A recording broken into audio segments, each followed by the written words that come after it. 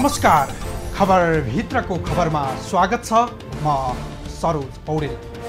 दर्शकवृन्द, हाम्रो समाज कता जाँदैछ? किन समाज यति धेरै हिंस्रक बनिरहेको छ?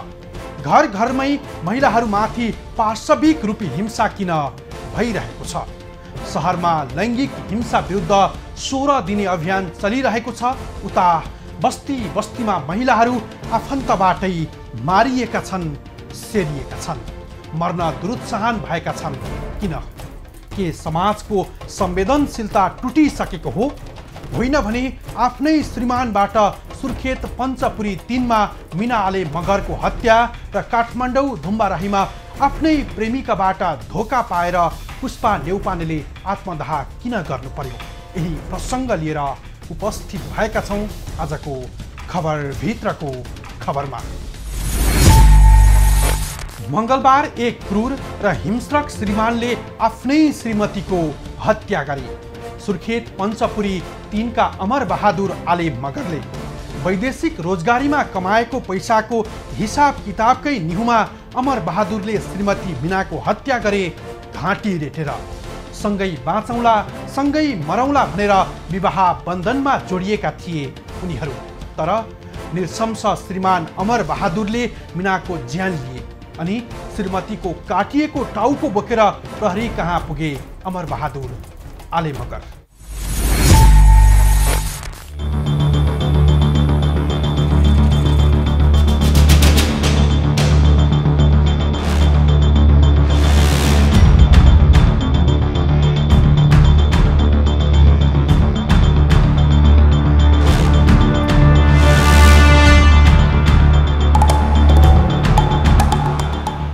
मंगलबार साँझ एउटा रहस्यमय तस्बिर सामाजिक सञ्जालमा निकै भाइरल बन्यो।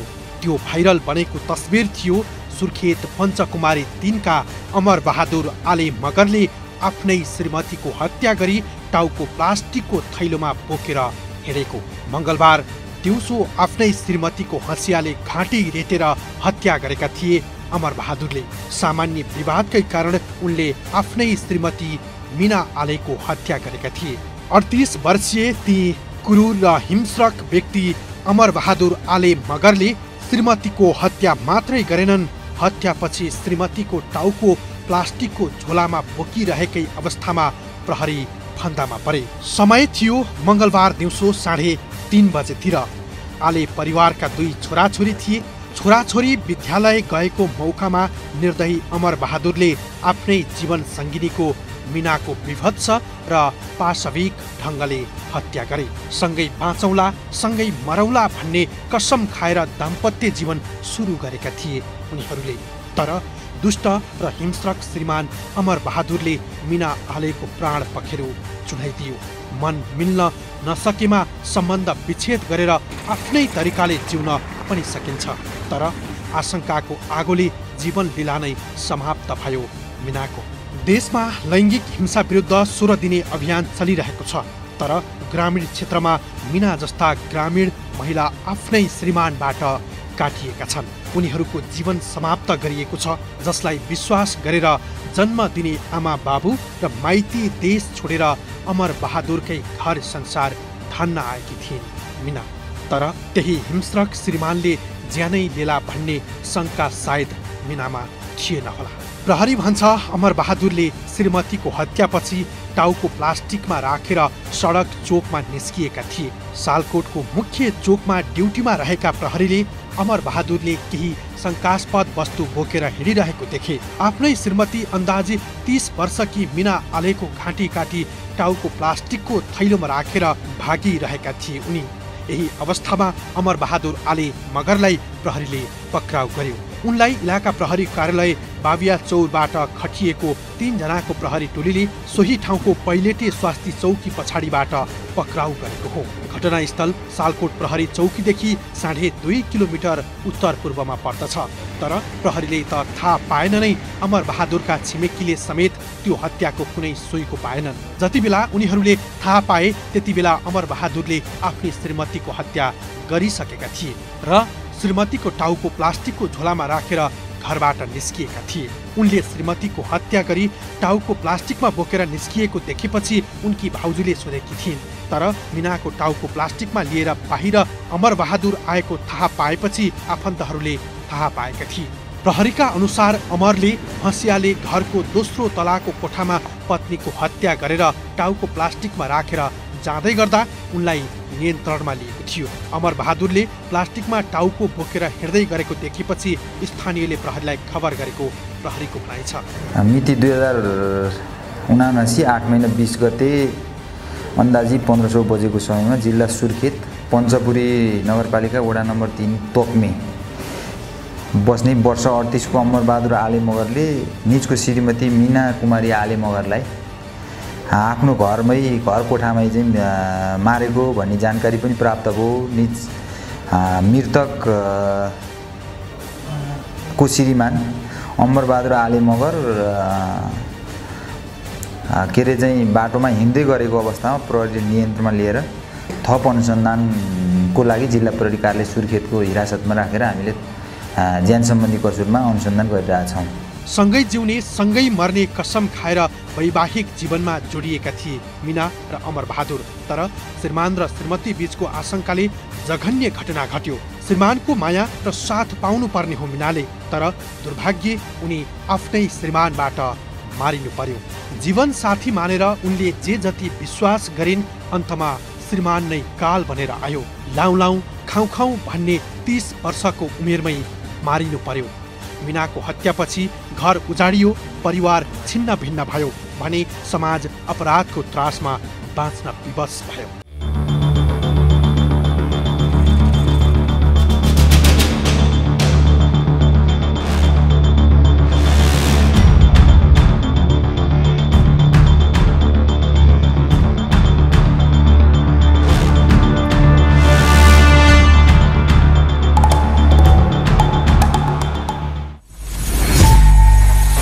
दर्शकवृन्द, देशभर लैङ्गिक हिंसा विरुद्ध 16 दिने अभियान चलिरहेको छ। तर सहर र गाउँ बस्तीमा मीना जस्ता महिलाहरू आफ्नै श्रीमानबाट काटिएका छन्, त्यो पनि आफ्नै घरभित्र। घटना भएको घटनास्थलभन्दा करिब 2 किलोमिटर टाढा पनि छैन प्रहरी। तर अमरबहादुरले गरेको त्यो हिंस्रक घटना कोही कसैले पनि सुइँको पाउँदैनन्।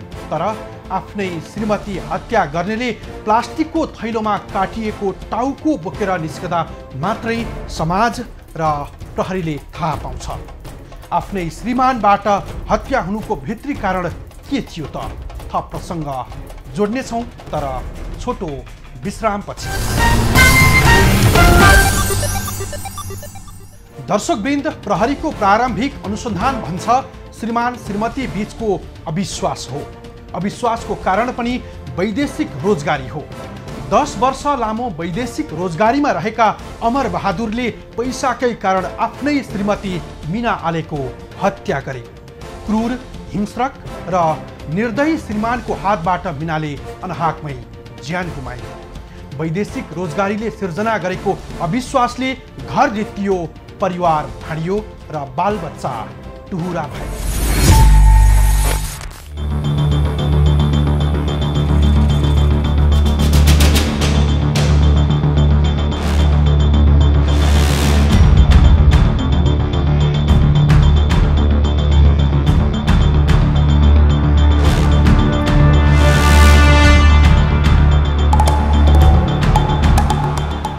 वैदेशिक रोजगारीले निम्त्याएको विभत्स घटनाको अर्को उदाहरण हो सुर्खेत पञ्चपुरी 3 को श्रीमती हत्या घटना। स्थानीयका अनुसार वैदेशिक रोजगारी अघि मीना र अमरबहादुरको दाम्पत्य जीवन सामान्य थियो। तर घरको आर्थिक अवस्थाले अमरबहादुर वैदेशिक रोजगारीमा पुगेका थिए। करिब 10 वर्ष उनको वैदेशिक रोजगारीबाट घरको चुलो बल्ल सहजै भएको थियो। विदेशबाट कमाएको पैसाले उनीहरूको दैनिकी सहज भए पनि अन्ततः मीनाको हत्या त्यही पैसाकै कारण बन्यो। श्रीमान अमरबहादुरले विदेशबाट कमाएको पैसाको हिसाब खोज्नु र मीनाले उनलाई आश्वस्त पार्न नसक्नुले जघन्य घटना घट्यो। अब हाल चाहिँ उसले उसको प्रारम्भिक भनाइअनुसार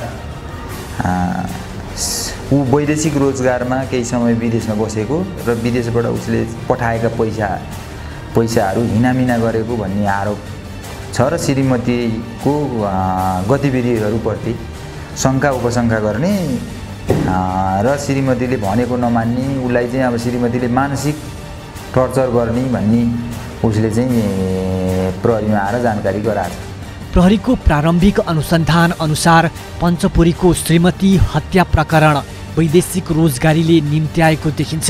आफ्नै श्रीमतीको हँसियाले घाँटी रेटी हत्या गर्ने अमर बहादुर लामो समय वैदेशिक रोजगारीमा थिए। प्रहरीले बताए अनुसार उनी वैदेशिक रोजगारीका लागि दुबई र मलेसिया बसेका थिए।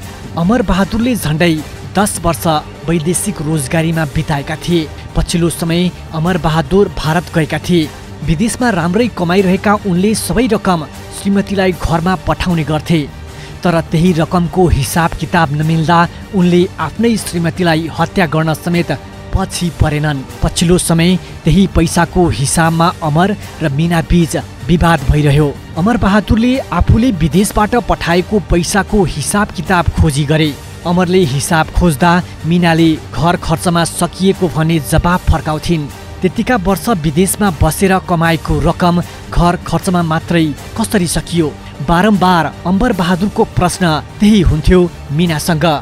प्रहरी भन्छ उनीहरू बीच झगडाको सुरुवात यहीँबाट भएको देखिन्छ। पैसाकै कारण श्रीमतीप्रति अमर बहादुरको विश्वास नरहेको देखिएको छ। आजको त्यो घटनाको सन्दर्भ लिएर भन्नुभयो होला। अब यो एक किसिमको विक्षिप्त दिमाग भएपछि मान्छेले त्यस्तो काम गर्न पुग्छ र अब यो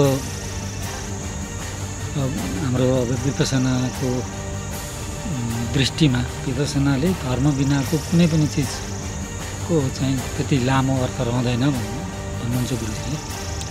त्यही हो, अब उसले पैसा कमायो तर अब धर्म भएन, उसले अब त्यस्तो एक्सनमा गयो। विपसना गरेपछि मान्छे एक्सनमा जाने कुरालाई अलिक पछि विचार गर्छ। पहिला ऊ सोध्छ अनि त्यसपछि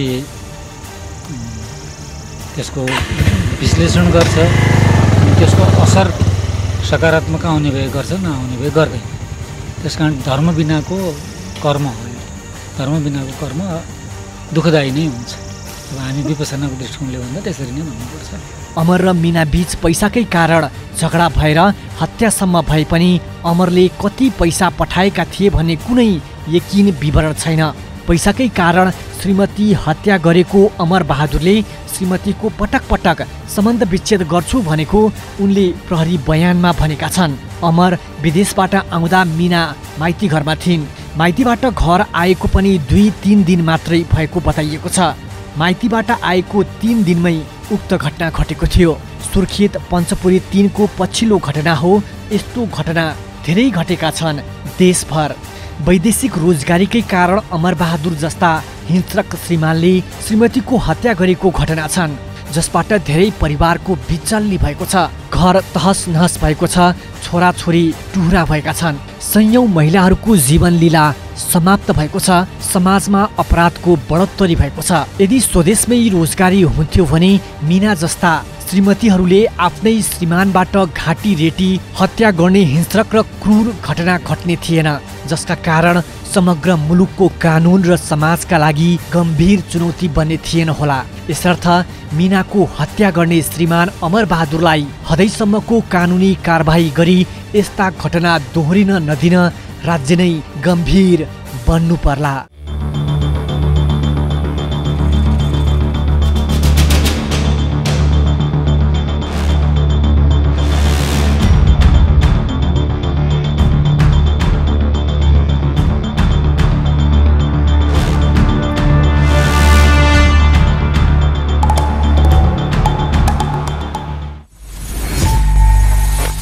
घटनाको प्रकृति हेर्दा मूल कारण वैदेशिक रोजगारी नै देखिन्छ। प्रहरीलाई अमर बहादुरले दिएको बयान अनुसार पैसाको हिसाब किताबले अप्रिय घटना निम्त्यायो। 10 वर्ष वैदेशिक रोजगारीमा बसेका अमर बहादुरको त्यही न्यूमा श्रीमती मीनासँग पटक पटक विवाद भयो। विवादकै बीचमा उनले मङ्गलबार दिउँसो 3:30 बजे आफ्नै जीवन साथीको प्राण पखेरु मात्रै चुडाएनन्, टाउको काटेर प्लास्टिकको थैलोमा बोकेर प्रहरीमा पुगे। सुर्खेतको यो आततायी हिंस्रक र बर्बर घटनाको सन्दर्भपछि काठमाडौँमा प्रेमी सुदन संग्रौलाले धोका दिएर प्रेमिका पुष्पा न्यौपानेले आत्मदाह गरेको भित्री कारण के थियो? थप प्रसङ्ग जोड्नेछौँ, हामी सँगै रहनुहोला। दर्शकवृन्द, लैङ्गिक हिंसाको नाउँमा यो राज्यले धेरै धनराशि खर्च गर्यो, धेरै पानाहरू पनि सिद्ध्यायो, तर मिना आले मगरहरू आफ्नै श्रीमानबाट छपछपी काटिएनन् मात्र।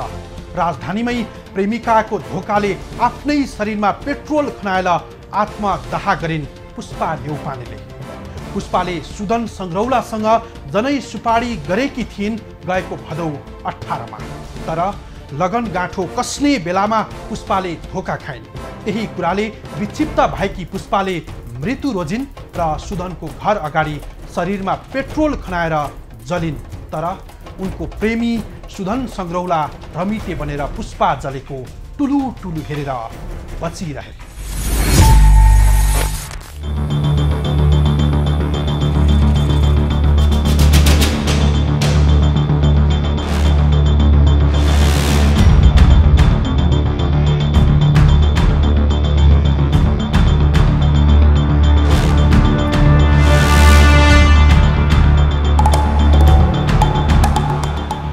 सुदनको धोकामा विक्षिप्त भएकी पुष्पाले यही घर अगाडि आइतबार आत्मदाह गरिन्, शरीरमा पेट्रोल छर्केर।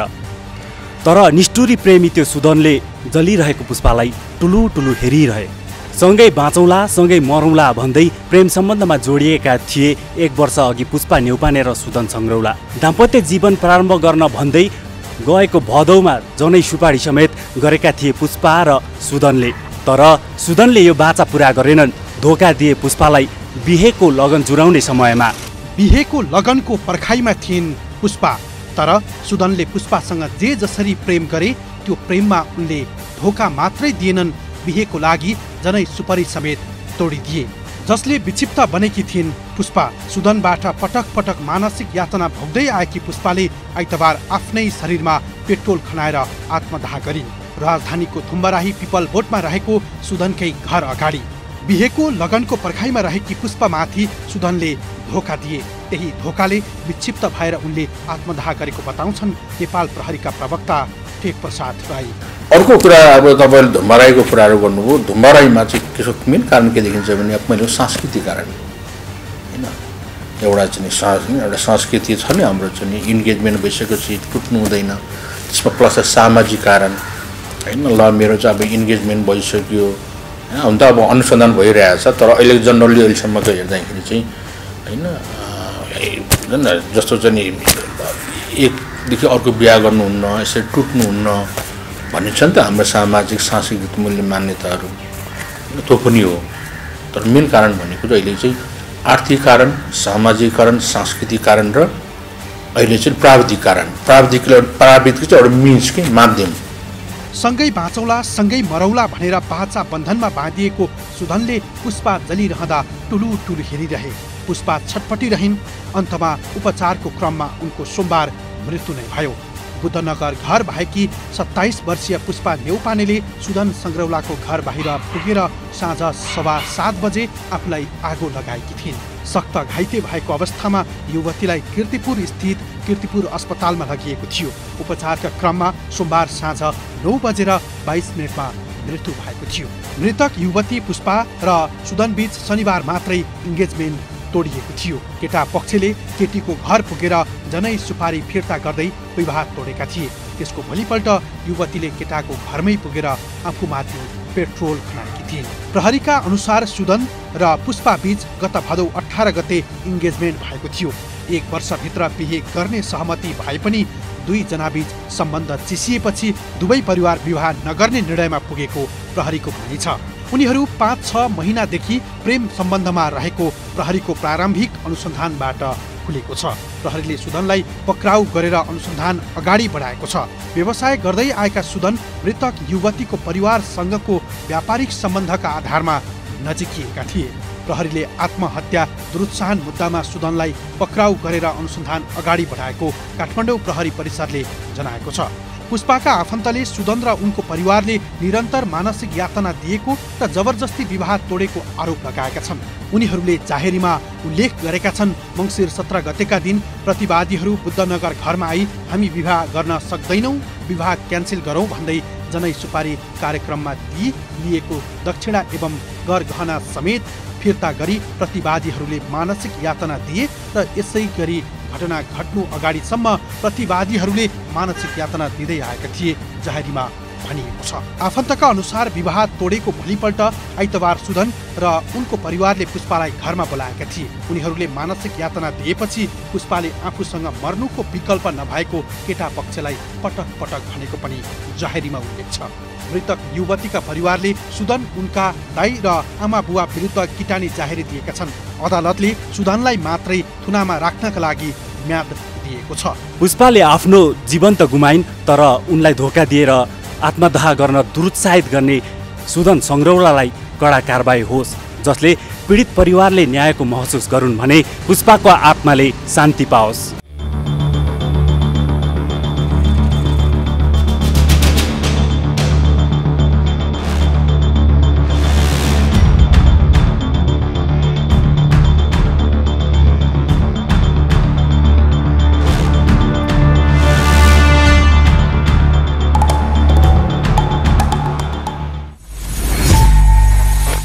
दर्शकवृन्द, हाम्रो समाज यस्तो भइसकेको छ कि दिन दहाडै आफ्नै श्रीमानबाट काटिन्छन् छपछपी महिलाहरू। यस्तै आफैले विश्वास गरेकी प्रेमिका आगोमा भत्ती जलिरहँदा प्रेमी रमिते बन्छ। पुष्पा आगोमा जलिरहँदा निर्दयी सुदनले धोका त दिए नै, तर सामान्य मानवीय संवेदनशीलता समेत देखाउन सकेनन्। यसर्थ प्रेम जालमा पारेर धोका दिने र घटनालाई रमिते बनेर हेर्ने सुदनलाई कडा कारबाही होस् र पीडितले न्याय पाउन् र पुष्पाको आत्माले शान्ति पाओस्। हवस् त आजलाई यति नै। भोलि अर्को खास विषय लिएर उपस्थित हुनेछौँ। खबर भित्रको खबरका लागि हेर्दै रहनुहोला एभी न्युज खबर। नमस्कार।